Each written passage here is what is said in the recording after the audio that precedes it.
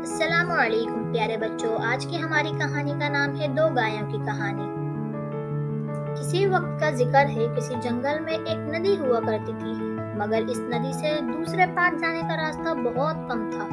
इस पर से कोई एक ही जानवर गुजर सकता था। अगर कोई दो जानवर इस नदी से गुजरे तो दोनों डूब जाएंगे। एक दिन एक गाय वहां घास खा रही थी, तो वो सोचती है कि दूसरी तरफ की घास ज्यादा हरी है, ज्यादा मजेदार होगी। क्यों ना आज मैं उस पार की घास खाकर देखूं। और वो दूसरे पार जाने लगती है। जैसे ही वो दूसरे पार जाने लगती है, तो वहां वो देखती है कि दूसरे पार से भी एक और गाय आ रही होती है।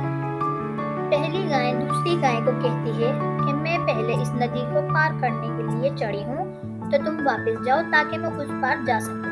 दूसरी गाय पहली गाय को कहती है कि मैं क्यों वापस जाऊं, मैं पहले आई हूँ तो तुम वापस जाओ। दोनों इस बात पर बहस करने लगती हैं।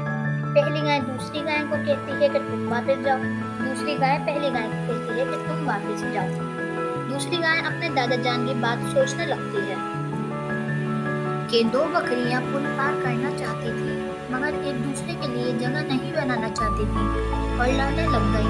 फिर दोनों पुल से नीचे गिर गई और लड़ने की वजह से जब वो दोनों नीचे गिरी तो वो नदी में डूब गई। इसलिए दूसरी गाय ने अक्लमंदी दिखाई और बोला, देखो दोस्त, ये लड़ने का वक्त नहीं है, दिमाग से काम लेते हैं। मैं यहाँ झुक जाता हूँ और तुम मेरे ऊपर से चढ़कर चले जाना। ये कहकर दूसरी गाय पुल पर झुक गई और पहली गाय इसके ऊपर से चढ़कर चली गई। फिर दूसरी गाय भी अपनी मंजिल तक जाने लगी। इसलिए कहते हैं बच्चों, कोई भी काम करने से पहले हमें एक बार जरूर सोचना चाहिए।